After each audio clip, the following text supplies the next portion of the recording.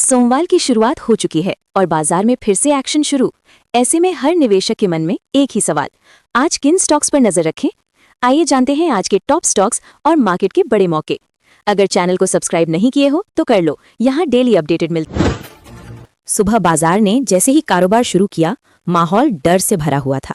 बिकवाली इतनी तेज थी कि एक समय लगा मानो आज बाजार पूरी तरह टूट जाएगा। लेकिन जैसे जैसे दिन आगे बढ़ा, निचले स्तरों पर खरीदारी लौटने लगी और बाजार ने अपने सबसे निचले स्तर से दमदार रिकवरी दिखाई। हालांकि अंत में बाजार लाल निशान में बंद हुआ, लेकिन क्लोजिंग उतनी खराब नहीं रही जितनी दिन के बीच लग रही।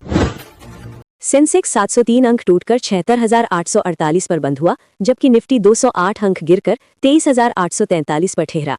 बैंक निफ्टी और मिड कैप इंडेक्स दोनों दिन के निचले स्तर से 2% से ज्यादा उभर गए, जो बताता है कि गिरावट में भी खरीदार पूरी तरह गायब नहीं थे। हर घंटे बाजार थोड़ा थोड़ा ऊपर चढ़ता गया। 11 बजे निफ्टी 23,700 के पार, 12 बजे 23,780 के करीब, 1 बजे 23,850 के ऊपर मजबूती, 2 बजे दिन की ऊंचाई के पास पहुंचा। क्लोजिंग के समय 23,830, 23,850 के दायरे में टिककर बंद हुआ। फिर भी नुकसान बढ़ा रहा।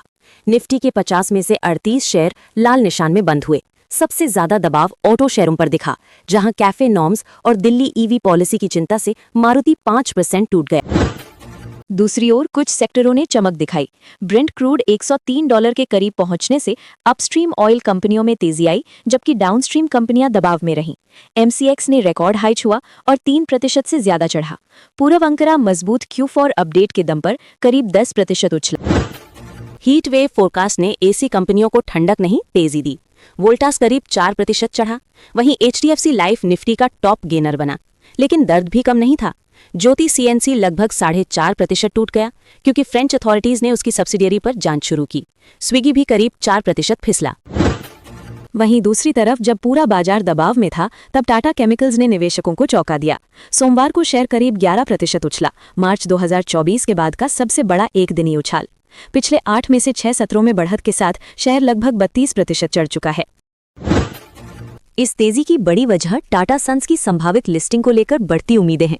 निवेशकों को लगता है कि लिस्टिंग होने पर टाटा ग्रुप की कंपनियों में छिपी वैल्यू सामने आ सकती है। दरअसल टाटा केमिकल्स के पास टाटा सन्स की हिस्सेदारी है, जिसकी बुक वैल्यू भले कम दिखती हो, लेकिन लिस्टिंग के बाद इसकी असली मार्केट वैल्यू कहीं ज्यादा हो सकती है। यही वैल्यू अनलॉकिंग की उम्मीद शेयर को सपोर्ट दे रही है। संवर्धना मेडिसिन इंटरनेशनल लिमिटेड ने नोएडा समेत कुछ शहरों में हुए मजदूर प्रदर्शनों पर स्पष्टीकरण देते हुए कहा कि इन घटनाओं का उसके ऑपरेशंस पर कोई मटेरियल इम्पैक्ट नहीं पड़ा। कंपनी के मुताबिक ये मुद्दा किसी एक कंपनी तक सीमित नहीं, बल्कि पूरी इंडस्ट्री में वेतन संशोधन को लेकर फैली गलत जानकारी का परिणाम है। सभी ऑपरेशंस नियमों के अनुसार सुचारू रूप से चल रहे हैं और कर्मचारियों की सुरक्षा सर्वोच्च प्राथमिकता है। नोएडा के औद्योगिक क्षेत्रों में हाल ही में मजदूरों ने वेतन बढ़ोतरी की मांग को लेकर प्रदर्शन किए, जिनमें कुछ स्थानों पर हिंसा, तोड़फोड़ और यातायात बाधित होने की घटनाएं भी सामने आईं। गौतम बुद्ध नगर पुलिस के अनुसार भारी पुलिस बल तैनात है और स्थिति नियंत्रण में है। जिला प्रशासन ने उद्योग प्रतिनिधियों के साथ बैठक कर डबल ओवरटाइम, साप्ताहिक अवकाश और बोनस जैसे कदमों की घोषणा की है। इस बीच कंपनी का शेयर BSE पर ₹2.80 2.29% गिरकर ₹119.30 पर बंद हुआ। इंफ्रास्ट्रक्चर सेक्टर की company Aris Infra Solutions Limited ने एक महत्वपूर्ण व्यावसायिक उपलब्धि हासिल की है। कंपनी ने कैपेसिटी इंफ्रा प्रोजेक्ट्स लिमिटेड के साथ एक अहम समझौता यानी MOU किया है, जिसके तहत एरिस इंफ्रा को न्यूनतम 800 करोड़ रुपए के मटेरियल प्रोक्योरमेंट का कार्य मिलेगा। कंपनी द्वारा स्टॉक एक्सचेंज को दी गई जानकारी के अनुसार ये समझौता कैपेसिटी इंफ्रा प्रोजेक्ट्स और उसकी सहयोगी कंपनियों के विभिन्न इंफ्रास्ट्रक्चर, कमर्शियल और रियल एस्टेट प्रोजेक्ट्स के लिए निर्माण सामग्री की आपूर्ति से संबंधित है। ये कॉन्ट्रैक्ट 5 वर्षों यानी 60 महीनों की अवधि के लिए प्रभावी रहेगा, जिसके दौरान एरिस इंफ्रा नियमित रूप से आवश्यक निर्माण सामग्री की आपूर्ति करेगी। ये पूरी तरह से घरेलू यानी डोमेस्टिक समझौता है और इसे एक रणनीतिक मटीरियल सप्लाई एग्रीमेंट के रूप में देखा जा रहा है। कंपनी ने स्पष्ट किया है कि इस सौदे में प्रमोटर या ग्रुप कंपनियों की कोई भागीदारी नहीं है और ये किसी भी प्रकार का रिलेटेड पार्टी ट्रांजैक्शन नहीं है।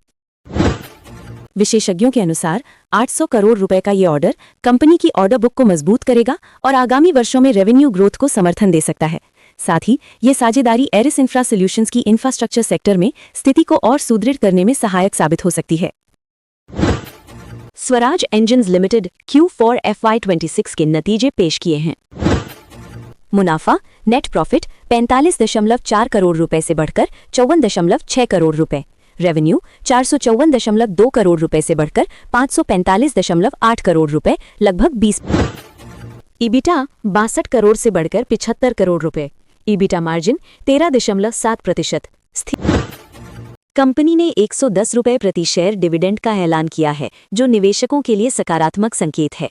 सोमवार को शेयर 0.44% गिरकर 3,918 रुपए 80 पैसे पर बंद हुआ।